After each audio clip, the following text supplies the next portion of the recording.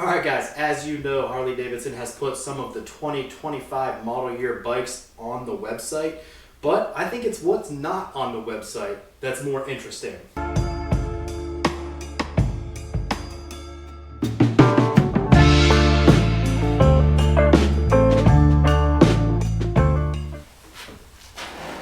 Alright everybody, what is up? What is up? As always, thanks for stopping by to another video today.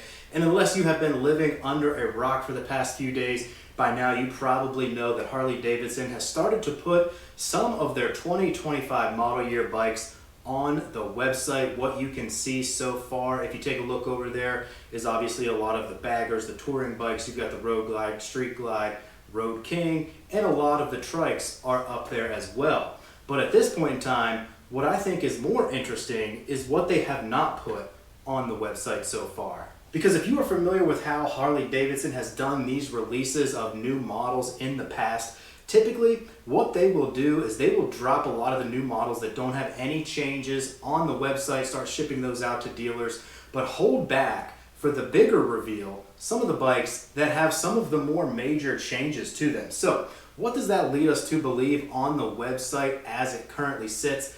Currently, there are no bikes showing for cruisers, sport, and adventure touring. So that might lead us to believe we might be seeing some significant changes to bikes that fall into those categories of cruiser, sport, and adventure touring. Because from what we know in recent history and how Harley Davidson operates with releasing these models and these updates and any changes to bikes, if you look back just to the past few years, as close as last year in 2024, Harley did pretty much the same exact thing. You saw a lot of the models with no changes released on the website, the cruisers, the Softails, the sport models, but they held back on a lot of those bagger models. And what we saw from last year, as you guys know, were some pretty significant changes to those baggers, the Street Glide, the Road Glide, totally updated fairings, different body styles with the bags, different tank graphics, different colors, different technology, different bars to go along with those bikes. So those were some pretty significant changes. I know we like to knock Harley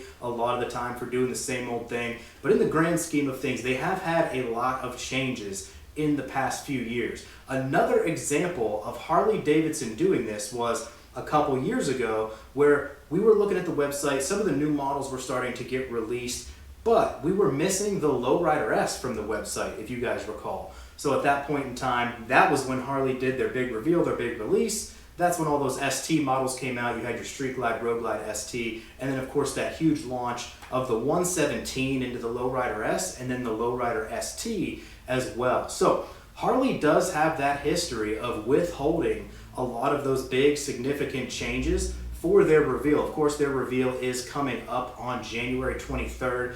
So what does that mean for these cruiser models? That's what I really want to focus on today, is the cruiser segment. Because like I mentioned, the way Harley operates, they might have something up their sleeve for this cruiser lineup, the Softails. What could be getting revamped or remodeled or updated with those bikes on the reveal of the 23rd? Well, some of the images starting to come out now start to give us a little bit of insight into that. If you navigate to the cruiser page where it tells you more models to come soon, you're going to see right there a red tank of what looks to be a Lowrider S. Now, if you were lucky enough to hop on there very early, you may have caught this image of the red Lowrider S tank with a 117 high output air cleaner across the middle. Now, if you look on there, I'll throw up another picture. It's now blacked out. So I don't know if that was a mistake. I don't know if they didn't mean to throw that out there, but the image has already been out there. It's circulating around. It's blacked out on the website now. So we do know that there is some type of change coming to the Lowrider S at least. Also, if you take a look at the picture, the handlebar, the grips seem to be a little bit different, and we can almost start to see a little bit of a different gauge cluster on what would be that left-hand side. So is there some additional buttons? Does that mean there's some new gauges, some new speedometers, new technology coming across the Lowrider S or to the whole cruiser lineup? Now the next picture I want to throw up, I do want to give credit to IronBornRider. He was the first one to throw this picture up there. Go ahead and watch his video. He's got a full detailed video with a couple other pictures actually too of the Lowrider ST, Lowrider S. He does a good job of running through that. But I want to see how we apply these here to the rest of the lineup. So if you take a look at this picture here, you'll see the Lowrider ST with what looks to be a few updates to it, the new color. We've got a 2-into-1 pipe, and again, you kind of start to see that 117 high output air cleaner across there as well. So it's really these two factors that lead me to believe we might be seeing some large sweeping changes across the entire cruiser Softail lineup. And what would those be? Well, what we've seen first with just the Lowrider S and the Lowrider ST, will Harley Davidson put the 117 high output across the entire range? Will we see any additional changes as far as tank configurations or tank shapes? Any additional changes as far as technology? Is it possible that Harley Davidson would implement the TFT screen across all of those models? Or is it just going to be those changes on the Lowrider S and Lowrider ST, and they're just withholding the cruiser models to release them on the 23rd, even though there's no changes at all? So let me know what you guys think down in the comments. Will some of these changes and updates take place across the entire cruiser lineup? I tend to think they will, mostly because of, like I said earlier, because of Harley's history of withholding those for the big release day. And there has been significant changes in the past couple years, like those changes that they released and announced to the baggers last year, pretty significant. I have a feeling that there is something significant and in store for the cruiser lineup. I'm thinking we might see some new technology as far as the gauge implemented across there.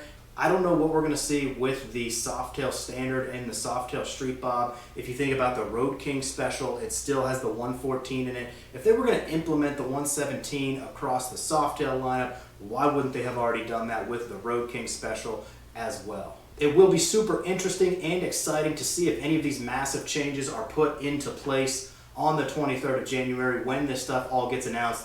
What I am especially interested in is seeing any changes or updates to the Street Bob. Obviously, I'm a Street Bob enthusiast, as I've had the 2022 model for about 3 years now. I love this bike and love to see what's going to progress with the future of this bike. Now, I could be totally wrong. If you guys have been tuning in for a while, I made a video several months back trying to make a few predictions of what might change with this bike in 2025, and really my predictions were very conservative.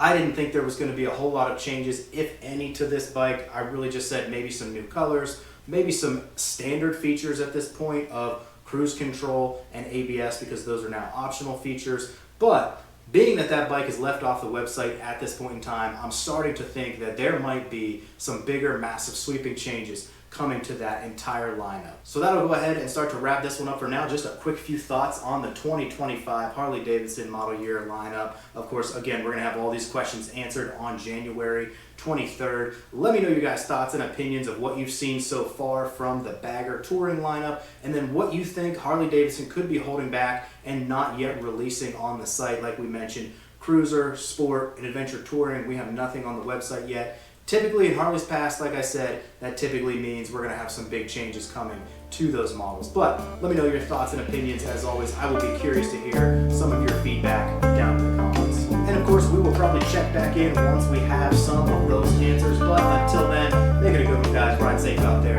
It's the Moto Drop. We'll see you all on down the road.